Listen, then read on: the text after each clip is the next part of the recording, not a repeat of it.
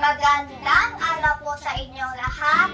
Ako po si Zenin J. Calpe, Grade 2, FLA Nara. Ang aking guro ay si Binibini Delma S. Habayan. At ibabahagi ko po sa inyo ang kwentong si Muning at si Lakas.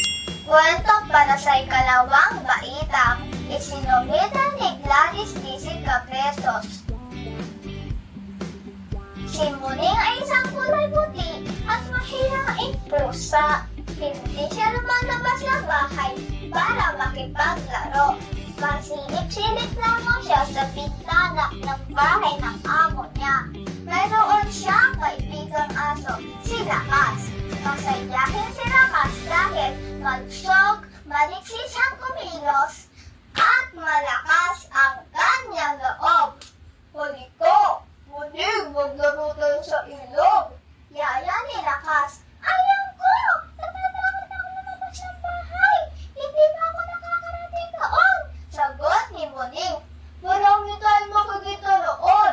Masaya rin doon dahil maraming naliligo. Wika ni Lakas. Napilitang lumabas si Muning at sumama sa kanyang kaibigan kay ganda sa ilog. Nag-aawitan ang maipon at kumakaway ang mapunong kahoy at nakakaaliw pakinggan ang dami ng tubig sa ilog. Huli ko, maglaro tayo sa ibabaw ng tuloy.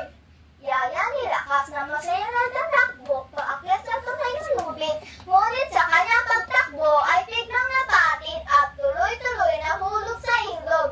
Tulungan mo ka nito, Muning! Malulunod ako! Sigaw niya sa kaibigan. Hintay mo ko na yan! Sagot ni Muning. Nagmamadaling kumuha ng lubid si Muning, inihagis niya ang isang dulo ng lubid kay Lakas. Nanlalamig na kumagas sa dulo ng lubid si Lakas. Hindi na naman ni Muning ang kabilang dulo sa takbang. Salamat kaibigan Muning! Iniligtas mo ako.